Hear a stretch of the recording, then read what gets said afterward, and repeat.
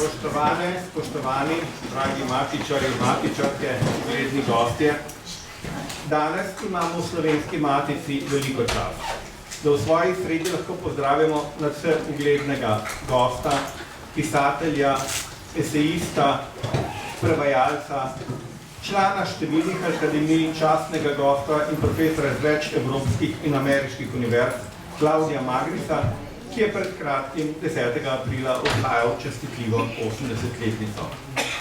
Med našimi gosti toplo pozdravljam tudi njegovo ekscelenco veleposlanika Republike Italije v Sloveniji Paola Trikila in italijanskega kulturnega atašeja v Sloveniji Štefana Čerata. Žal pa je tik pred zdajci zaradi nujnih obveznosti svojo prisotnost odpovedal minister za kulturo Republike Slovenije Zoran Poznič. Naš današnji gost je v Sloveniji in med slovenskimi bralci že dobro znan. Že ob koncu študija se je svojo diplomsko nalogo Il mito Habsburgico nella letteratura austriaca moderna, Habsburški mit v moderni avstrijski književnosti, ki jo je leta 1963 zaradi odličnosti objavila znana italijanska založba Einaudi, uveljavil kot eden izmed najprodornejših germanistov in vrhunskih poznavalcev Srednje Evrope. Nemško literaturo je doštudiral na univerzi v Torinu, kjer je kasneje tudi predaval. Od leta 1978 pa je nemško moderno literaturo predaval tudi v Trstu, torej v mestu, ki nas je Slovence in Italijane hkrati razdvajal in povezoval. Claudio Magris je velik uspeh požel tudi z naslednjim delom Daleč od Lekot iz leta 1971, v katerem obravnava vzhodno judovsko literarno tradicijo. V Italiji in tujini pa se je dokončno uveljavil, ko je leta 1986 izdal potopis Danubio Donava, za katerega je doma dobil nagrado Baguta, knjiga pa je bila prevedena v več tujih jezikov. Donava je bila orisana kot sentimentalno potovanje skozi čas, smisel potovanja pa je srečevanje ljudi in zgodovine. V naslednjih desetletjih je objavil še več literarnih del, ki so dočekali prevode v številne jezike, ob tem pa so se vrstile tudi literarne nagrade, podelitve častnih doktoratov ali članstev v akademijah. Za delo Mikrokozmi je prejel eno najuglednejših italijanskih literarnih nagrad Strega, v Španiji pa leta 2004 zelo ugledno nagrado Princ Asturije. Leta 2005 je prejel avstrijsko državno nagrado za evropsko literaturo, leta 2009 v Frankfurtu mirovno nagrado nemških knjigotržcev in leta 2014 literarno nagrado književnega sejma v Guadalajari v Mehiki.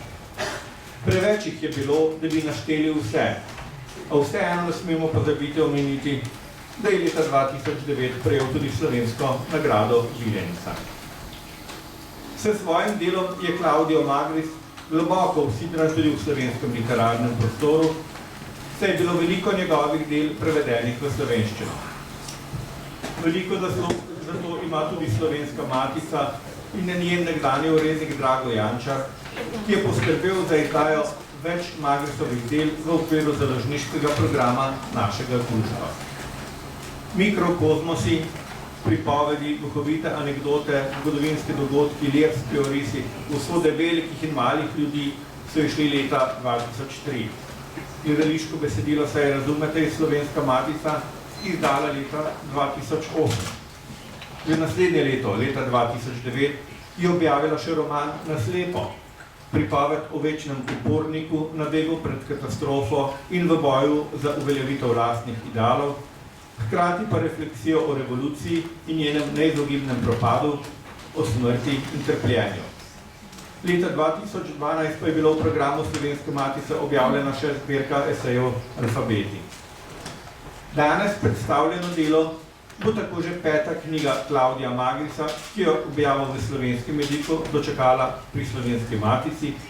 Nekaj njegovih drugih del pa so objavili še druge slovenske založbe. Roman Non luogo e procedere v slovenskem prevodu je s soglasjem avtorja dobil naslov Brazgotine, se je takoj po izidu leta 2015 uvrstil med 10 najbolje prodajanih in branih knjig v Italiji in se uveljavil tudi med tujimi bralci. V kratkem so išli prevodi v 15 jezikov, in sicer v hrvaščino, portugalščino, španščino, katalonščino, francoščino, polanščino, angleščino, danščino, švedščino, nemščino, poljščino, srbščino, norveščino, turščino in ruščino. In povsod je roman požel velik uspeh. Claudio Magris je tako danes eden najbolj prepoznanih italijanskih intelektualcev doma in v svetu. Za nas je morda pomembno tudi to, da se kar nekaj njegovih del dotika prostora, kjer se stikata dve kulturi, italijanska in slovenska. Politika prejšnjega stoletja je veliko pripomogla k razdvajanju dveh narodov in njunih kultur, medtem ko so običajno kulturna prizadevanja obrnjena v povsem nasprotno smer. Dela našega današnjega gosta so tako pokazatelj, kako si morata dva sosednja naroda prizadevati za sožitje s preteklostjo, ki je ne smemo pozabljati, temveč se moramo ob njej učiti, česa ne smemo ponavljati, kaj moramo presegati in kako moramo stremeti proti skupnim ciljem, globoko zakoreninjene v skupni duhovni tradiciji obeh narodov in širšega evropskega prostora. Hvala. Sedaj pa vabim k besedi njegovo ekscelenco, veleposlanika Republike Italije v Sloveniji, Pavla Pinkila. Prosim.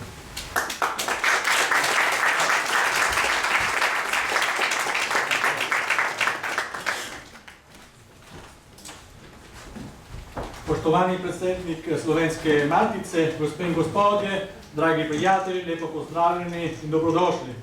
Signor Presidente della Slovenska Matica, signor Console Generale, signore e signori, cari amici, ho il piacere di dare il benvenuto, o meglio ancora il bentornato a Lubiana, a Claudio Magris, nell'occasione della presentazione della traduzione slovena del romanzo Non luogo a procedere. Sono lieto per l'Istituto Italiano di Cultura, di cui saluto qui il presente direttore, sia associato alla presentazione di un'opera ora disponibile anche in lingua slovena, così ricca di significati e vicina a tematiche che toccano il passato delle zone a cavallo tra i nostri paesi. Al professor Magris va il più sincero apprezzamento, non solo per la sua straordinaria attività letteraria, ma anche per l'alto impegno culturale e civile da anni profuso in Italia e all'estero, inclusa la sua esperienza come senatore della Repubblica Italiana.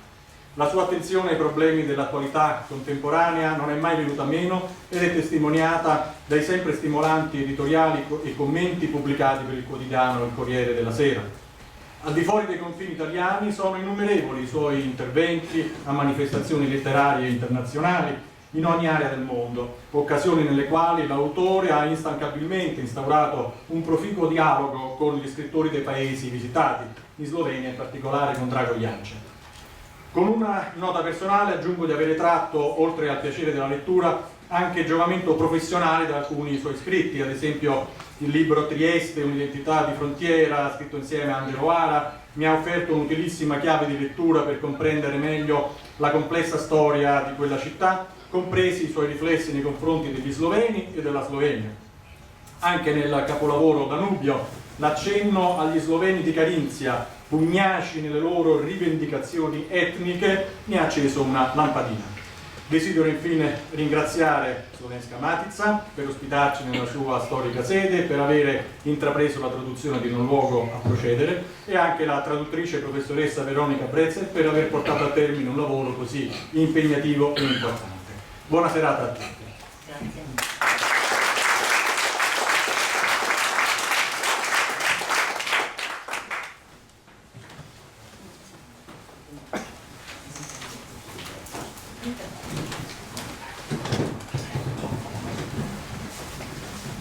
Consentitemi di ringraziare per questa sera, per me molto importante. Io ho molte persone da ringraziare, ringrazio naturalmente il Presidente della Slovenska Matica, che da anni è diventata una casa mia e che mi permette di raggiungere altri amici e quindi ha arricchito molto la mia vita, e voglio anche ringraziare molto Drago Jančar, con cui abbiamo avuto un curioso rapporto di lui era anche, naturalmente il mio editore, io il suo autore, però lui è un grande autore e quindi c'era è stato un incontro molto interessante anche con altri colleghi scrittori sloveni di Este e della Slovenia. Ringrazio moltissimo gli amici dell'Istituto di Cultura, queste parole che sono state date dal rappresentante del mio paese e naturalmente ringrazio in modo particolare Veronica Brezel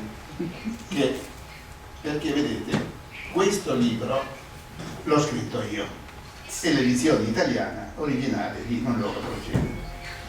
Questo libro l'abbiamo scritto noi e questo io lo dico ogni volta, so che mi ripeto, ma è una cosa importantissima. La traduzione letteraria è una creazione, una co-creazione letteraria. Non è semplicemente tradurre alcune cose fattuali in modo che chi non sa leggere l'originale, è ricreare un mondo. Purtroppo noi oggi in questo mercato librario abbiamo spesso perso il valore, io non finirò mai di ripeterlo nella mia ossessione, della traduzione. Le età passate, John Dryden considerava che il suo capolavoro fosse la sua traduzione dell'Eneide, eppure aveva scritto tante cose greche. Vincenzo Monti fa parte della letteratura italiana, ha influenzato la poesia e il linguaggio, non con le sue opere, diciamo, scritte in proprio, ma con la famosa traduzione dell'Iliade. E potremmo fare molti altri esempi. Da questo punto di vista, poi io sono, infatti, lavoro con i traduttori, credo di avere 1 migliaio di pagine di lettere con i traduttori in cui discutevo, anche in lingue che conosco male, discutevo e facevo proposte, sempre lasciando al traduttore l'ultima parola. Avere poi una traduttrice straordinaria, eccellente, è stata per me una grande fortuna averla avuta come studentessa, allieva, anche molto severa. Tra l'altro io sempre mi imbarazzava perché quando io pronunciavo il nome di un autore russo, subito questo sguardo severo e arrivava la pronuncia perfetta. Io che adoro l'Oblomov, che è il capolavoro, non dico, neanche qui lo dirò, neanche se mi costringete il nome dell'autore, perché so che subito mi correggo. In questo senso è un lavoro comune, io considero veramente con molta gratitudine perché questa traduzione, come le altre precedenti, mi rendono possibile essere un autore sloveno, perché questo significa, cosa vuol dire autore sloveno? Vuol dire che questo libro fa parte di una lingua che non è la mia, in cui quindi diventa, pur restando se stesso, qualcosa di diverso.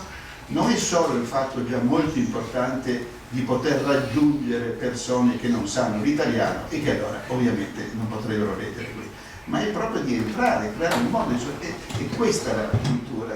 Quindi io sono molto grato a Veronica, spero che stasera mi tratti con il dovuto rispetto che un'allieva deve avere verso un professore, ancorché in quiescenza da molti anni.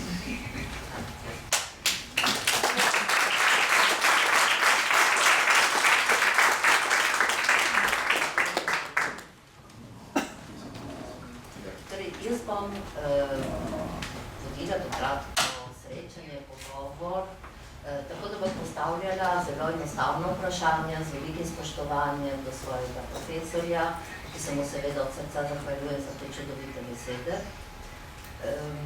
Lahko rečem, da je za vsakega prevajalca prevajanje velik izziv, vendar lahko prav gotovo enako ugotavljamo, da je za vsakega bralca velik izziv katerakoli Magričeva knjiga.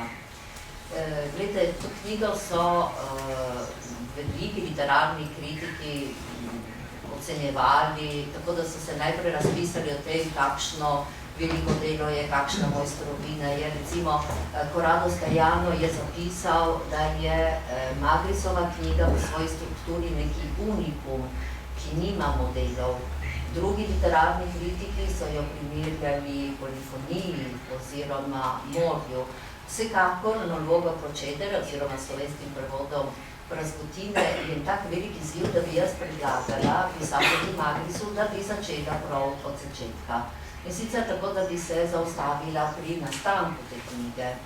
Ker Claudio Magrič, nekje ste zapisali, da nastajajo vaše knjige iz mešanice. In sicer na eni strani je neko globoko zanimanje za določeno temo, lahko je to motiv, lik, zgodba. Na drugi strani pa imamo nek dogodek, ki prikliče na dan predmete in figure tega vašega globokega zanimanja. Je bilo tako tudi v tem primeru, ali vas je spodbudilo k pisanju tega romana kaj drugega?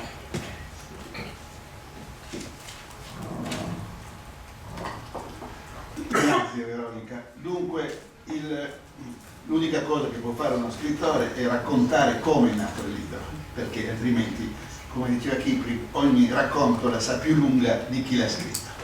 Certamente la realtà, le cose veramente successe, in bene o in male, le persone che hanno veramente vissuto hanno avuto sempre su di me un'enorme attrazione e fascinazione. Mark Twain diceva truth is stranger than fiction, ed è vero, la realtà, la vita è incredibilmente bizzarra, è molto fantastica, molto più di quello che si possa inventare, nel bene e nel male naturalmente. E di questo libro c'era un'idea che covava nel profondo, e cercherò di dire subito quale. Comunque il momento, il click, che non so perché, è avvenuto quando a Francoforte, anni fa, ricevendo il premio per la pace dei librai tedeschi, mi è venuto in mente una storia vera, un personaggio veramente esistito, bizzarro, eccentrico, che si chiamava Enrico, il quale aveva dedicato tutta la sua vita, sacrificando tutto, la famiglia e tutto, alla creazione di un museo completamente pazzesco, insensato se volete, che avrebbe dovuto contenere tutte le armi possibili e immaginabili del mondo perché attraverso questo orrore della guerra tutti si convertissero all'amore della pace. Qualcosa che mi interessava era qualcosa di molto ambiguo, perché certamente quest'uomo aveva un sincero amore per la pace, però c'era anche in questa attenzione a tutto ciò che significa lotta, aggressione, morte, in ogni campo, questo museo che poi ho reinventato ovviamente, e quindi mi interessava questa contraddizione. Quest'uomo poi morì in un strano incidente, un incendio che forse doloso, non si sa, non si è mai saputo, in cui lui trova la morte in un capannone dove dormiva tra un obice, una zagaglia africana, una cerbottana dell'Amazzonia e altre cose, un incendio. Allora, che cosa mi interessava di quest'uomo? La mania, perché certamente c'è questa mania che assorbe la vita. Ora, la mania è molto complessa, io sono molto interessato dalla mania, forse perché purtroppo appartengo ai maniaci. Anzitutto la mania è qualcosa di sterile, qualcosa che imprigiona nell'amore per le cose morte, il collezionista che sacrifica tutto all'ultimo francobollo della serie, è qualcosa che risucchia la vita. I maniaci fanno poco all'amore, diceva un vecchio trattato di medicina dell'Italia centrale nel 400, mi pare. E questo è il suo aspetto sterile, mortale. Però la mania è anche una difesa, qualcosa a cui uno si aggrappa contro la devastazione a cui siamo spesso esposti, perché c'è qualcosa che dà erroneamente ma l'illusione di essere sempre lì.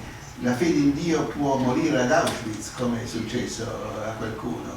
Un grande amore, vi ricordate l'amore del narratore prustiano per Odette, che svanisce alla conoscenza della banalità della donna, e così avanti.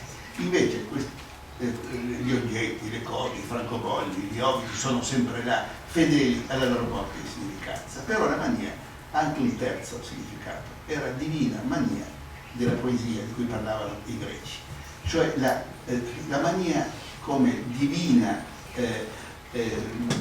vocazione alla ricerca della verità, alla ricerca dell'assoluto. E quello che mi interessava in questa storia in cui tutto si mescola è che in questo labirinto di questo protagonista c'è un terribile minotauro, e cioè la risiera di San Sabba, un'antica fabbrica di riso dei tempi austro-ungarici, dove durante i 2 anni dell'occupazione tedesca a Trieste della seconda guerra mondiale era stato installato un vero e proprio lager dove sono finiti molti antifascisti, ma anche soltanto sospetti, italiani, sloveni, croati, molti ebrei naturalmente, che venivano o mandati ai campi di sterminio in Germania o massacrati sul posto e poi ossa venivano bruciati in un rudimentale forno crematorio, l'unico esistente in Italia. Trieste purtroppo ha questo primato di aver avuto uno piccolo, modesto, imparagonabile agli altri, ma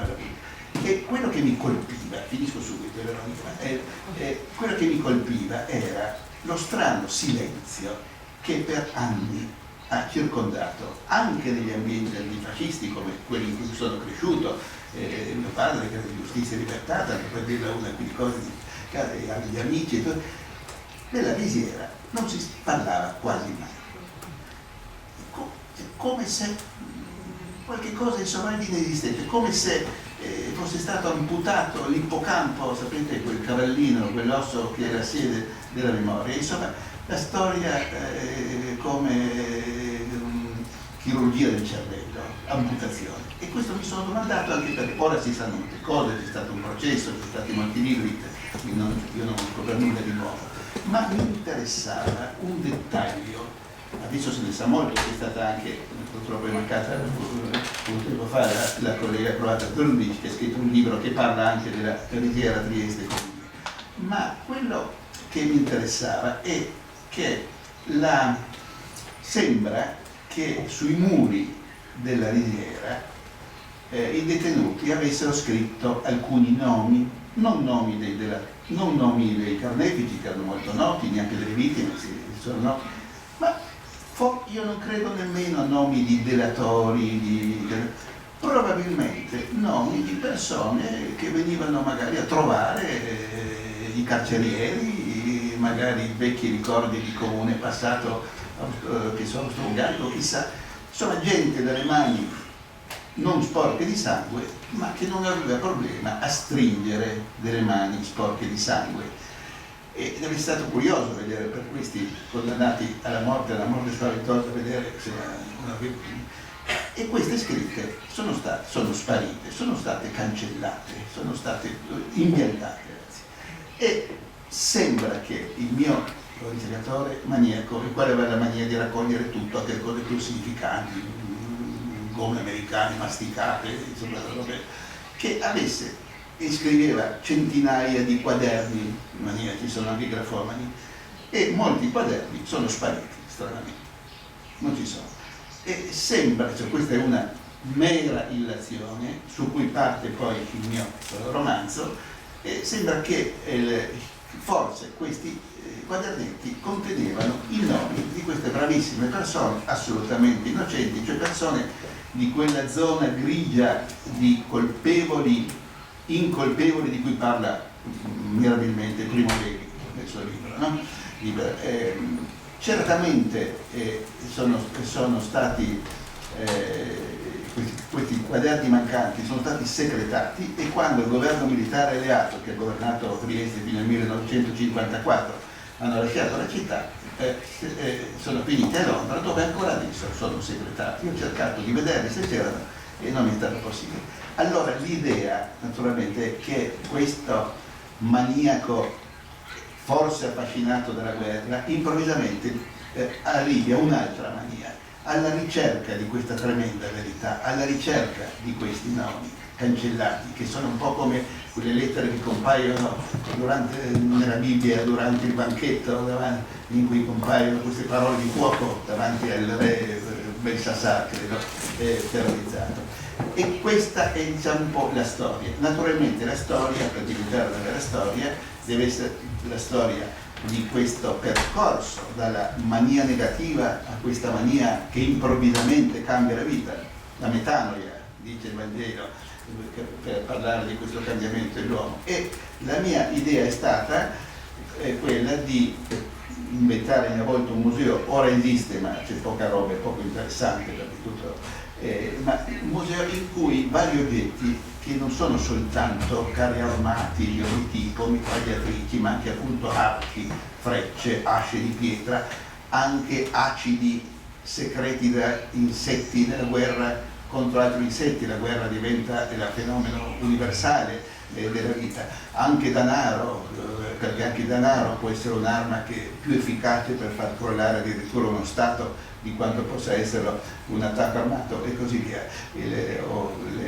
Le gift che il ricercatore si faceva regalare alla fine della guerra dai tedeschi in fuga e dagli americani vittoriosi, e così via. Ed ogni oggetto, io l'ho pensato come la lampada di Aladino, quando la si toccava appariva il djinn e raccontava una storia. Ogni oggetto racconta la storia di chi con quell'oggetto, di chi ha avuto in mano quell'oggetto, di chi ha premuto quel bottone, di chi ha ucciso o è stato ucciso con quel fucile. Così nascono tante storie che formano poi una specie di universo, un universo in cui prevale certo la terribilità, l'orrore della guerra, ma in cui tra i molti personaggi c'è anche qualche cosa di... Sì. La risposta c'è tutta. Torej, zato, da se uresniči ta obsesija, kako bi rekla, med drugimi orožji ima ta naš obsedozbiralec tudi eno podmornico cesarsko-kraljeve vojske, rad bi nosil čelado, ki je imel Mussolini, ko so ga zajeli partizani. Dejansko bi rad imel celo, in to je en čudovit opis, sloviti sovjetski tank T-34, s katerim, tako piše v romanu, je nekako bila rešena velika mati Rusija pred invazijo oziroma tisto operacijo Barbarossa, s katero je Hitler nepričakovano napadel Sovjetsko zvezo. Vendar, da se uresniči ta njegova obsesija, ki je zbiranje orožja, vendar orožje ne zato, mogoče je bila tudi neka vitalnost vojne, jaz sem to doživela drugače. V ospredju je želja, da bi pokazal grozote vojne in da bi na tak način izpostavil prav pomen miru. Toliko je res, da je to tudi v imenu tega muzeja. Vendar, da se lahko resniči ta njegova zamisel, ponavljam še tretjič, je potrebna ženska. In sicer ena vztrajna ženska, trmasta, Luiza, in mogoče bi zdaj malo spregovorili o njej. O Luizi, ki ima to zahtevno nalogo, da postavi muzej, da ga odpre. In se ukvarja seveda z vsemi zaznamki, zapisi, opombami, ki jih je ta zbiratelj pustil, ko sta se spoznala. Grazie, non ci siamo messi d'accordo, ma lei sa che questo è il mio forse motivo preferito. Una delle più belle definizioni che ho avuto è stata quella del libro come di Le mille e una notte del male, ma con più di una Sherazade, che è quella che sconfigge. Allora, Luisa è la vera protagonista del libro, personaggio assolutamente e completamente inventato, che io immagino nata da una ebrea triestina coinvolta nella Shoah, quindi vittima, ma anche con qualche sospetto di cose molto complicate ed oscure che gettano un'ombra sulla sua figura, e di un sergente afroamericano arrivato a Trieste nel 1945 con l'esercito americano. E questo mi ha portato anche a occuparmi di un altro grande popolo che, un po' come quello ebraico, ha patito tanti errori, e cioè il mondo della schiavitù dei neri, il mondo della tratta. Infatti il libro si sposta attraverso un altro personaggio femminile nei Caraibi, e c'è l'incontro con un altro mondo, un altro popolo che, come quello ebraico, non ha potuto cantare le canzoni di Sion in terra straniera, vi ricordate il passo dei Salmo, però le ha cantate. Con questa incredibile capacità di resistenza, di attraversare un deserto non meno terribile di quello ebraico. Ora, la figura di Luisa è una figura, certamente dire come sia riuscita, ma fondamentale, perché il libro è anche la storia della sua solitudine, della sua vita sentimentale, della sua partecipazione intensa contemporaneamente nella sua in qualche modo estraneità al mondo che la circonda, pone tanti problemi, che per esempio uno dei problemi attraverso la storia di Luisa che è una storia di solitudine, è la storia, un'altra definizione di cui sono molto grato, è stata di De Michelis, l'editore critico che è mancato 2 mesi fa, che dice che nella storia di Luisa c'è questo forte sentimento degli amori che finiscono ma che non finiscono mai, in realtà, e del non finire di qualche cosa che pure è finita nella realtà dei rapporti, delle relazioni. Quindi questa vita di solitudine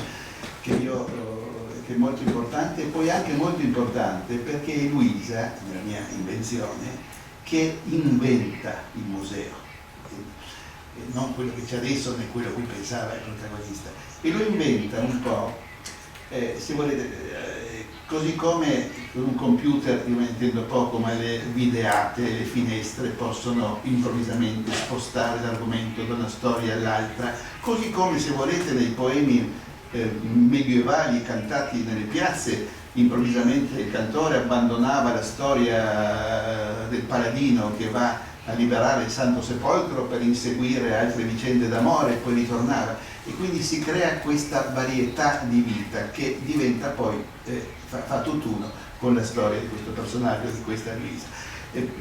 Quindi la cosa è stata per me molto interessante, perché mentre con il protagonista, diciamo, maschile, che è il deuteragonista, io mi sono trovato dinanzi al problema di aver avuto bisogno, per il mio personaggio inventato, di una persona precisa, reale.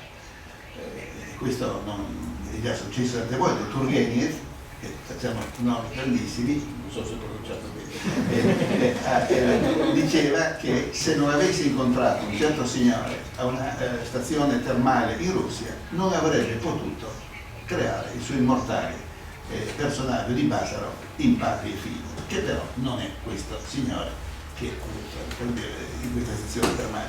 Luisa invece è completamente inventata, ed è molto interessante, se potremmo discutere a lungo, come si lavora un po' più o non in qualche modo vincolati da qualche cosa, la funzione positiva nel narrare o limitante del modello delle cose. Certamente in questa costruzione polifonica appunto io immagino che ogni oggetto racconti la storia. Per esempio una mazza, credo, dei Chamacocco, una tribù, popolazione interessantissima dal punto di vista linguistico, ho studiacchiato la loro lingua per capirla meglio, che viveva tra il Paraguay e l'Uruguay, e di cui uno era stato portato per essere curato nella Praga di Kafka, e quindi c'è questa storia di questo Chamacocco che vive nella Praga di Kafka, e dove si aprono anche tutti i problemi. Io sono stato affascinato dal fatto che in questa lingua la negazione è espressa col futuro.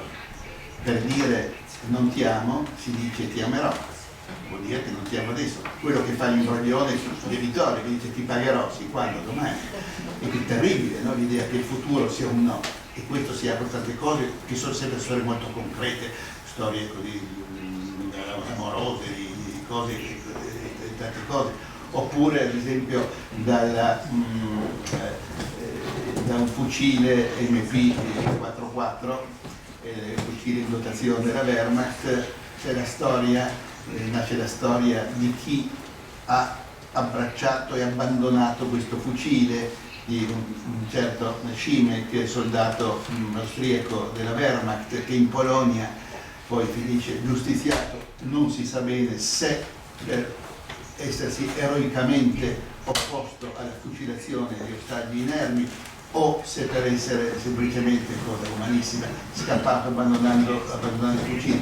La storia più interessante, io credo, sia quella della Luisa che ha dato il nome alla mia Luisa inventata, la Luisa del Navarrete. Vedete, la vita è incredibilmente ricca.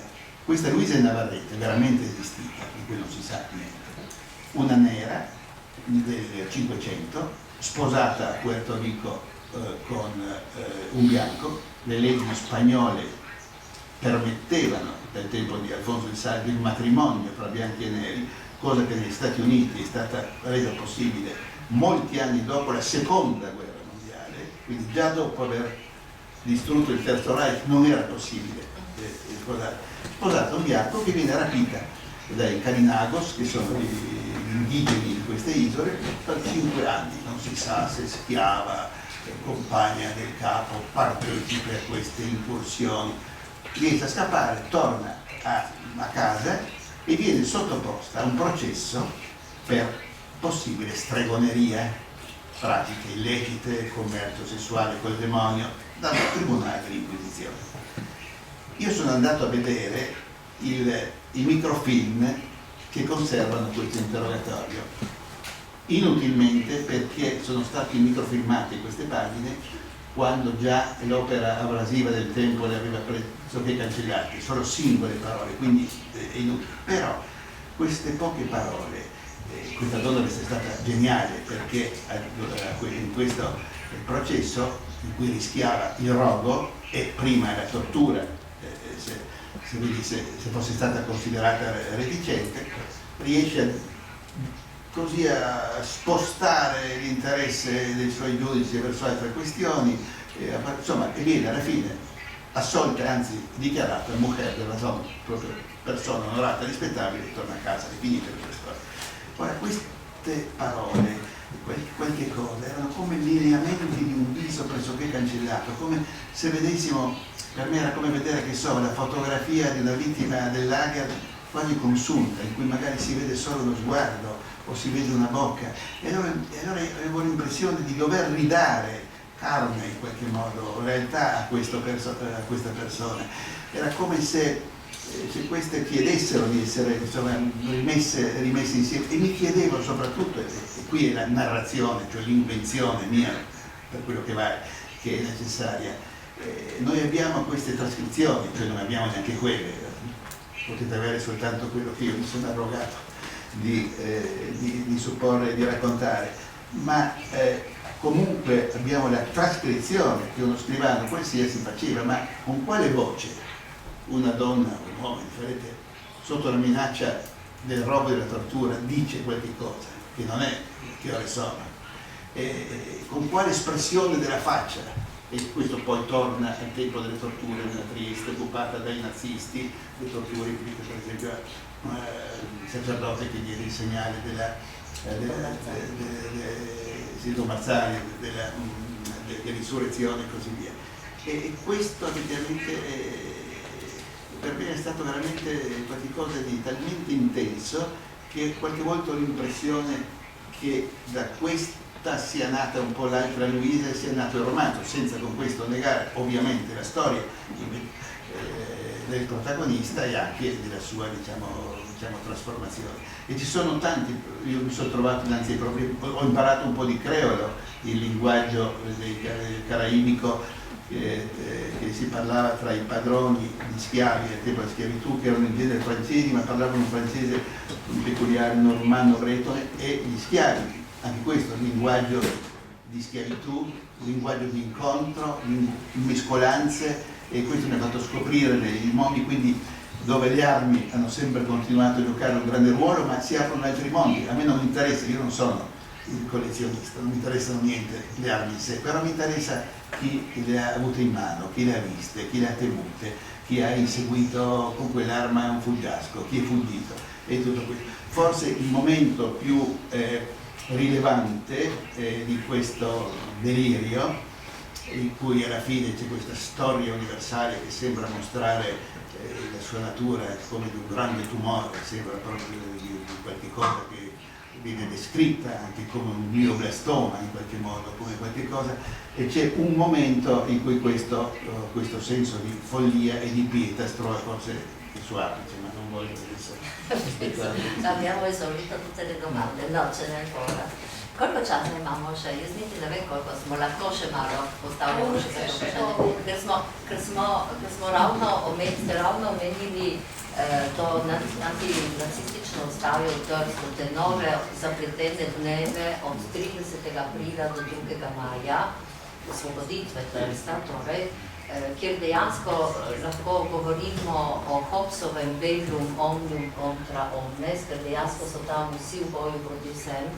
Jaz sem imela vtis, da lahko eno tako komplicirano situacijo, eno tako neverjetno zapleteno dogajanje lahko piše dejansko samo pisatelj.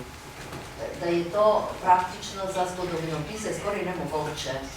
In tako mi je prišla na misel prav ena zabeležka Draga Jančarja, ki je o tem zapisal in bi hotela citirati, pravi: verjetno bo nekega dne potrebno priznati, da je literatura edina avtentična človeška zgodovina.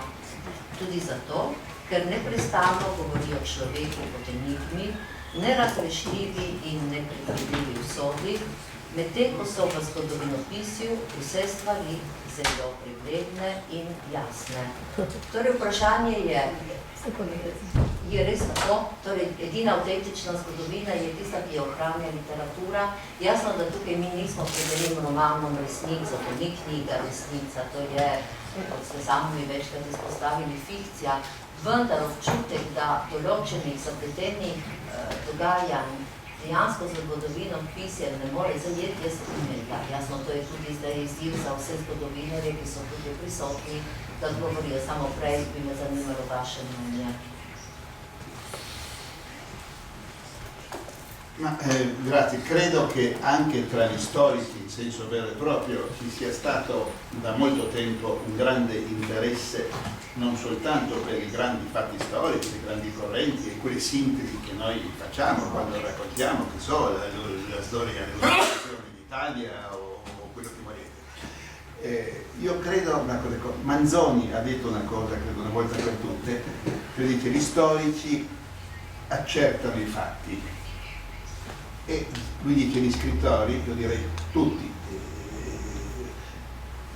ma soprattutto gli scrittori, cercano di raccontare come e perché gli uomini li hanno vissuti. E questo credo sia essenziale. E io credo che naturalmente i fatti sono importantissimi, perché le cifre di un massacro, di un'ingiustizia sono importanti. Però necessariamente io credo che la letteratura possa e debba portare un contributo a conoscere quei dettagli, quei piccoli particolari che giustamente non possono essere prese in considerazione in un discorso storico generale, ma che possono aiutarci a comprendere meglio quel fenomeno, quell'episodio. Faccio solo un esempio. Nel capitolo che ricorda questo delirio dell'insurrezione di Trieste, fatto di eroismo di tutti contro tutti, perché naturalmente tutti contro i fascisti una parte, però più tardi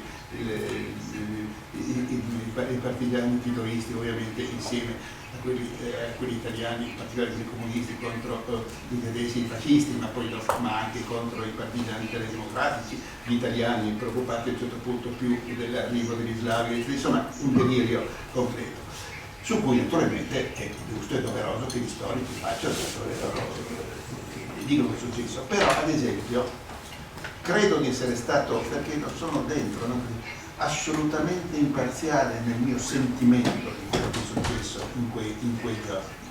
Non ho avuto preoccupazioni di non far restare male questo o quell'altro, ma per esempio, io do solo un esempio mio, perché non stiamo parlando del libro, c'è una scena inventata ovviamente in cui si immagina che un partigiano di Tito, arrivato su della battaglia delle grandi montagne, e che in un negozio circa nel centro di Trieste, che non so se fosse già stato saccheggiato oppure non differente, si prende un bel paio di scarpe e lascia le sue scarpe che hanno attraversato dalla Neretva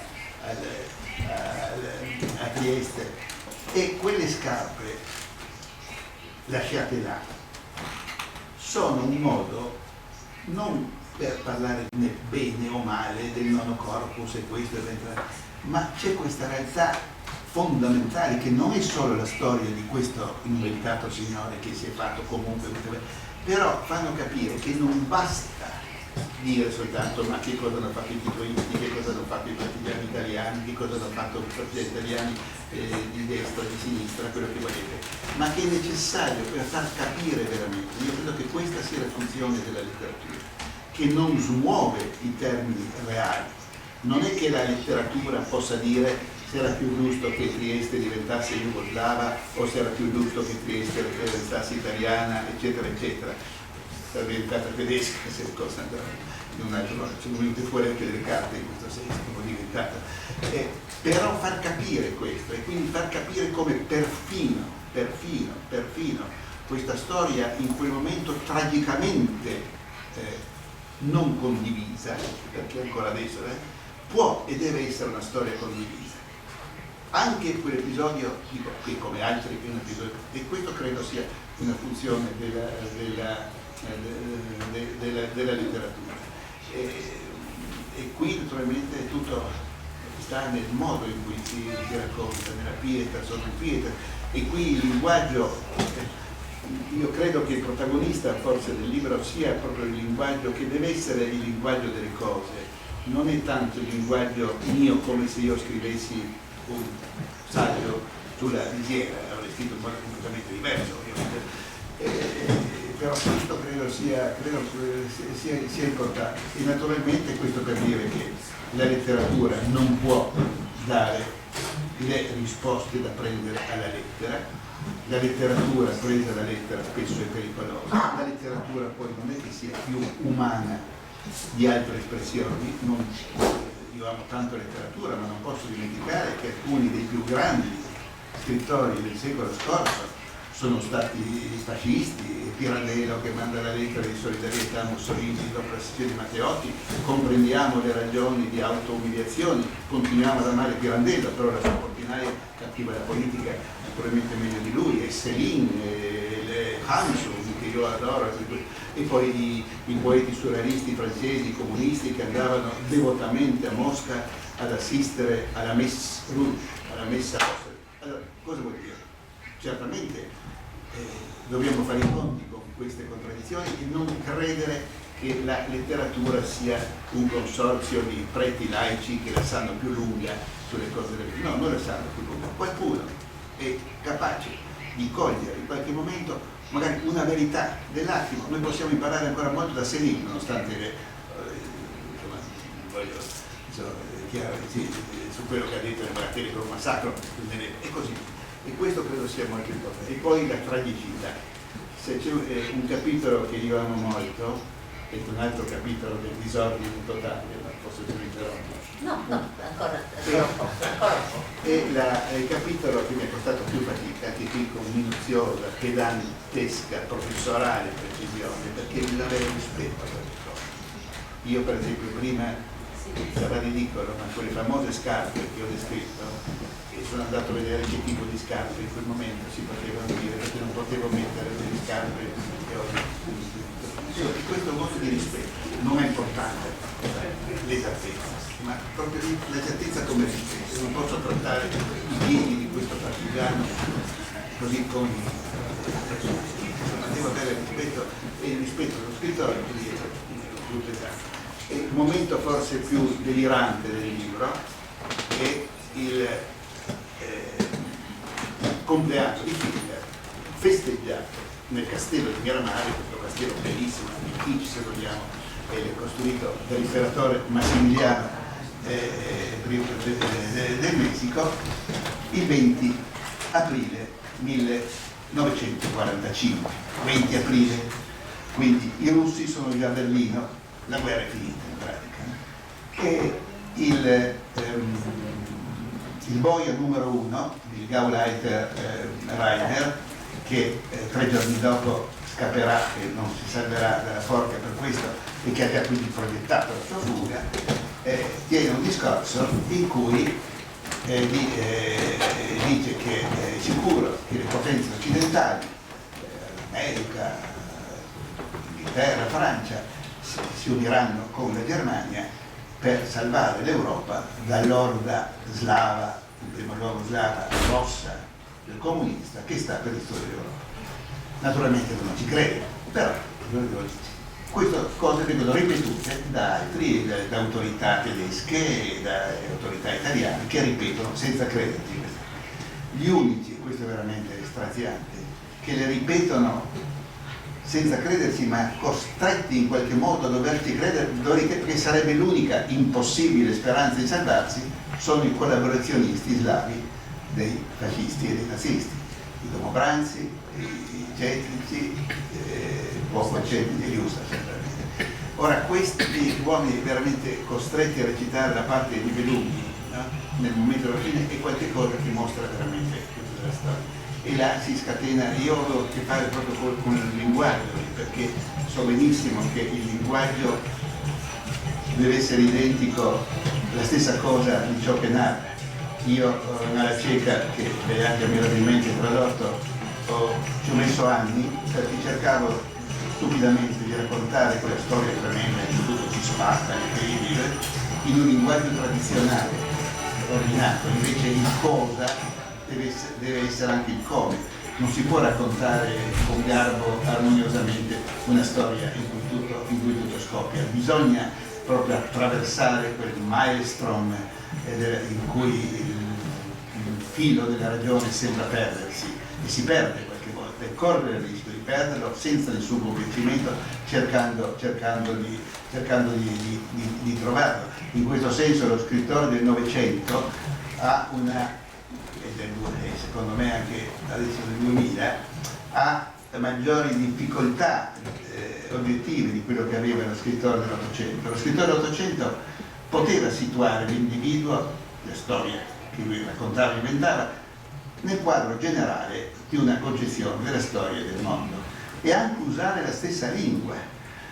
Il linguaggio, la sintassi dei Miserabili di Victor Hugo non sono diversi da quelli dei suoi scritti morali, politici contro Napoleone III.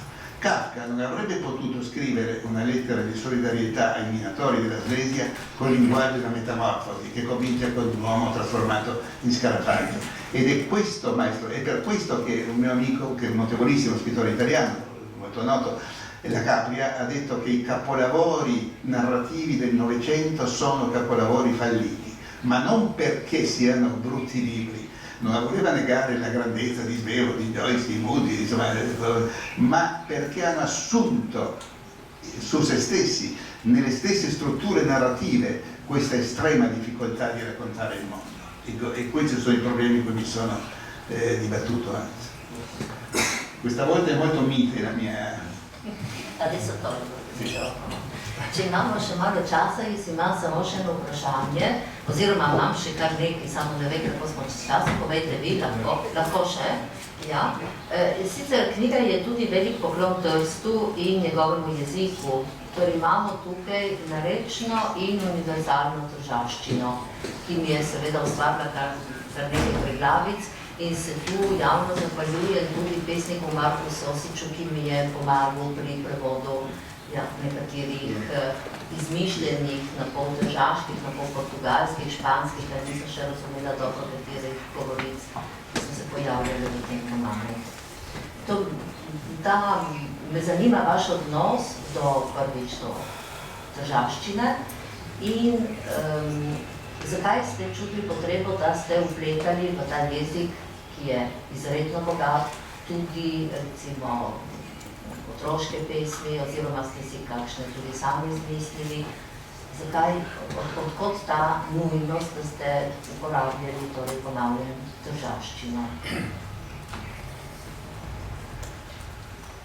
Ma non è la primissima volta che io ho scritto un altro testo, un testo teatrale, che si chiama La Mostra, questo molto arduo da tradurre, che tradotto da Marko Sosič, ki ga je prevedel Marko Sosič. Certo, che è un capolavoro perché la traduzione di un libro così, perché non solo per il miscuglio delle lingue, ma per l'estremità di una lingua che è proprio al limite, in quel caso che è al limite del dolore, dello strazio, della follia, dell'inganno, dell'autoinganno e così via.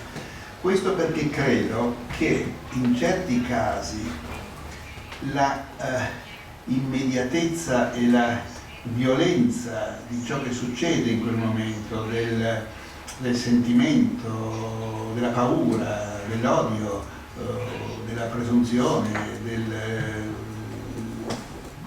pregiudizio, abbia quasi una sua fisicità più carnale, più diretta, più immediata. Il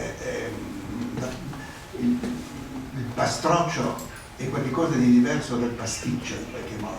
Questo crea enormi problemi, non solo per la traduzione di un testo dell'altro, ma proprio per la visione del mondo. Cosa significa? Che c'è un grado quasi zero dell'immediatezza in cui la lingua sembra cedere. Questo io l'ho trovato nel dialetto triestino.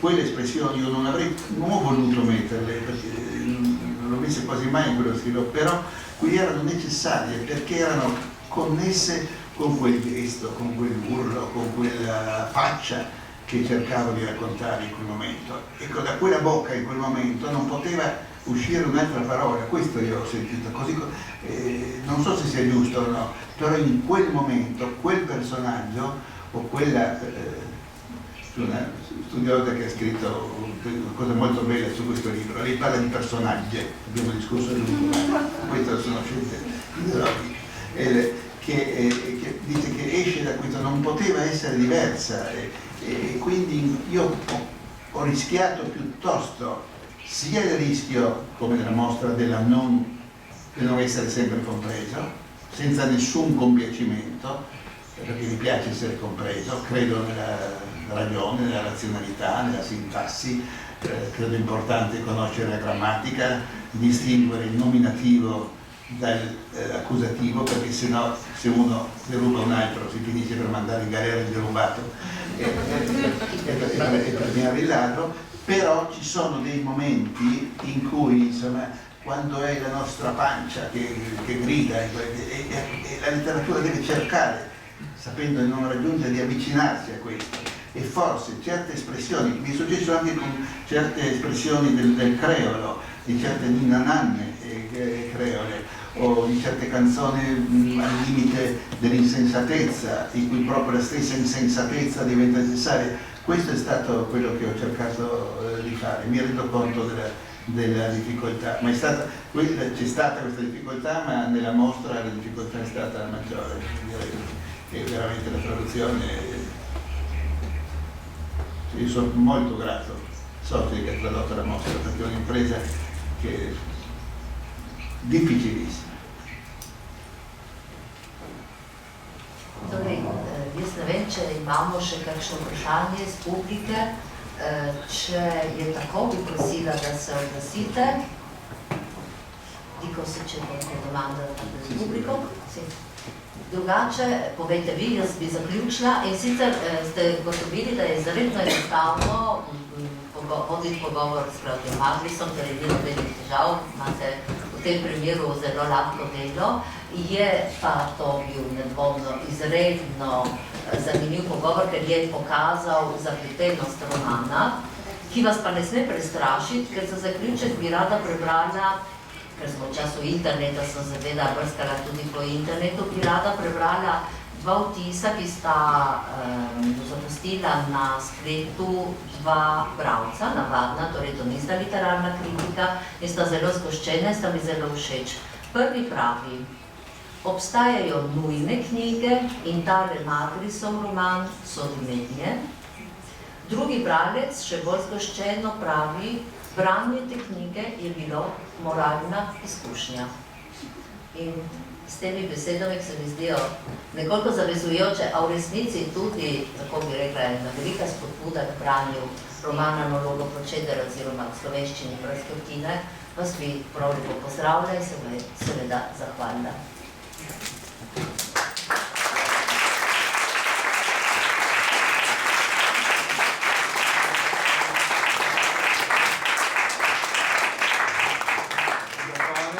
Aplavz je povedal vse, kar smo si mislili o današnjem pogovoru.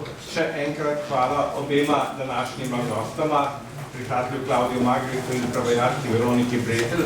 Oziroma zahvalil bi se še tistemu pri nas v naši hiši, ki to vrstne prireditve tako odlično organizira, kot je bila ta. Hvala Ignaciji Fridl-Jarc za to vrstno letanje in to vrstno delo, da se lahko pa na prireditvi vsi počutimo sproščene in ne vemo, kaj za tem stoji. Upam še nekaj, da se s pisateljem ne srečujemo zadnjič na tak način. Če bo imel kaj pripravljenega, jaz mislim, da se naša prevajalka ne bo branila novega izziva.